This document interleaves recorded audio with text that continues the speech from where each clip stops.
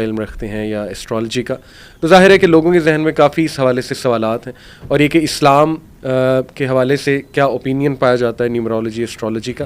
تو الحمدللہ جی، ہو better than doctor صاحب. السلام علیکم ورحمۃ اللہ وبرکاتہ. جی وعلیکم السلام ورحمۃ اللہ. شیخ جی اللہ کا شکر اللہ. جزاک اللہ شیخ، ہمیشہ کی طرح آپ نے ٹائم دیا، آپ نے جوائن کیا، اللہ آپ سے قبول کرے.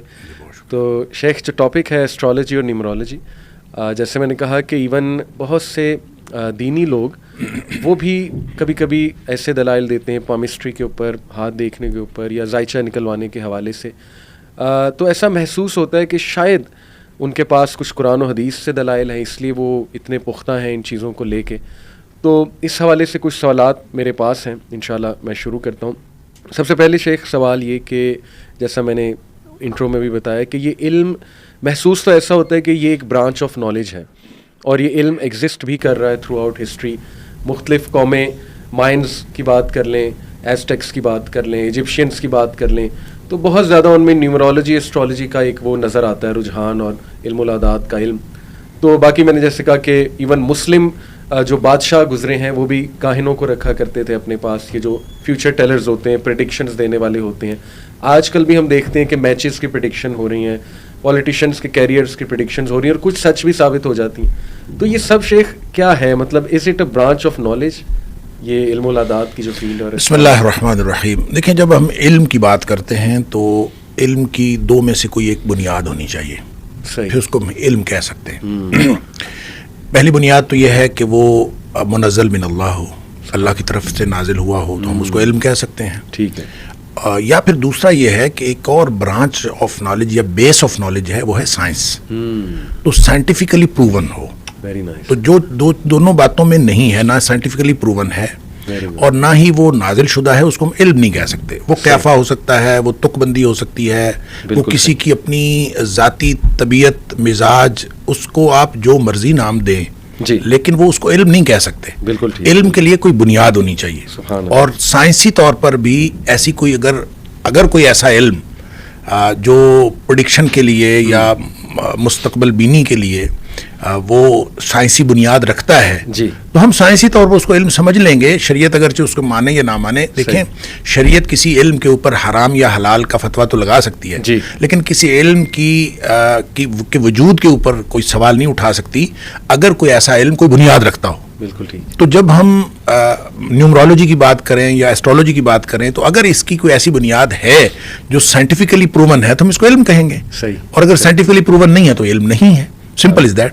یہ تو آپ نے ایک پوڈ کاسٹ ہی مطلب ختم یہاں پہ کر دینا چاہیے. ماشاءاللہ اتنا کمپریہنسولی آپ نے مطلب لٹرلی سمندر کو کوزے میں بند کرنے والی بات ہے کہ ایک وہ اللہ کی طرف سے ریویلڈ ہو، دوسرا ایک کہ چلو جو سائنس ہم نے بنائی ہے، سائنٹیفک میتھڈ ہے، کم از کم اس کے مطابق ثابت ہو. تو سر یہ میرے سامنے ایک آرٹیکل بھی ہے، یہ ہے، میں اس کو کوٹ بھی کر دیتا ہوں جی. ویب سائٹ ہے ڈیلی میل، یہ یو کے کا اخبار ہے.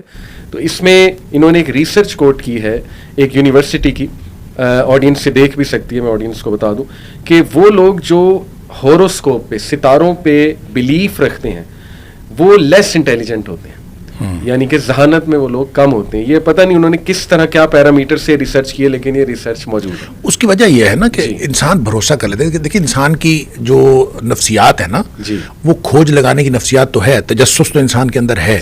اور اگر آپ کو کوئی ایسی پریڈکشن کر کے یا کوئی ایسی غیب کی بات بتا دی جائے کہ یہ ایسے ہو جائے گا اور آپ اس پر یقین کر لیں بالکل ٹھیک کیسے ہونے والا ہے.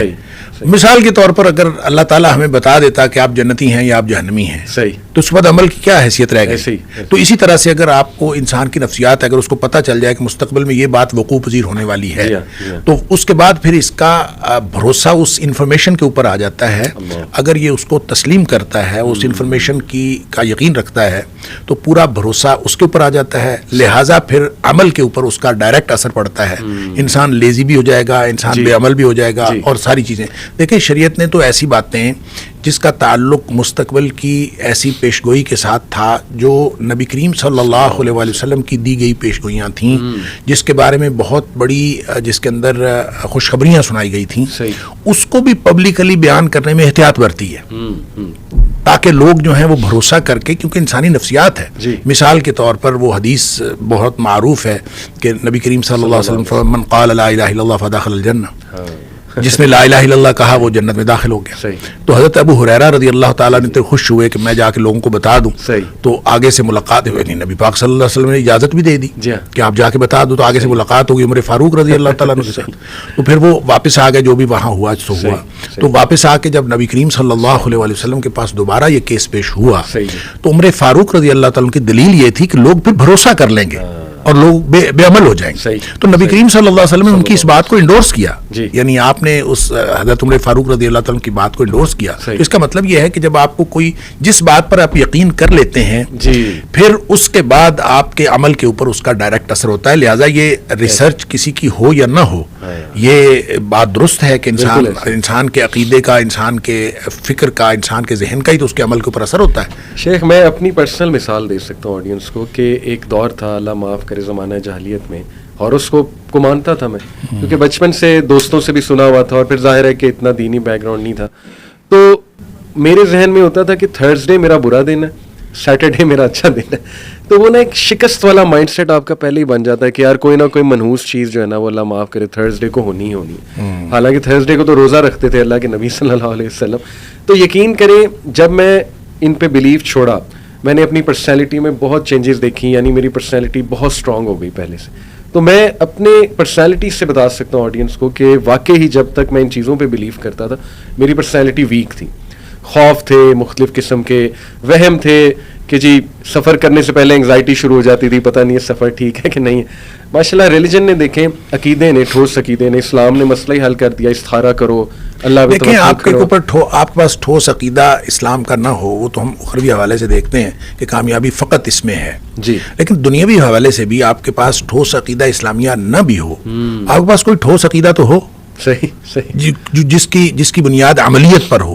اگر آپ عملیت کو چھوڑ دیں گے تو اصل میں تو دنیا یہ لیبلوکم ایکم احسن عملا, یہ جو امتحان ہو رہا ہے وہ تو عمل کا ہو رہا ہے. عمل سے زندگی بنتی ہے, جنت بھی جہنم بھی. یہ خاکی اپنی فطرت میں نہ نوری ہے نہ ناری. تو جب آپ عمل کو چھوڑ دیں گے, ہر وہ چیز جو انسان کو بے عملی کی طرف لے کے جاتی ہے وہ نہ صرف شرعی حوالوں سے درست نہیں ہے بلکہ انسانی حوالوں سے بھی انسانیت کے خلاف ہے. انفرادی طور پر بھی انسانیت کا نقصان ہے اس میں, اور اجتماعی طور پر بھی انسانیت کا بھلا اس میں نہیں ہو سکتا. بالکل ٹھیک. اچھا چلیں کوئی یہ کہے شیخ کہ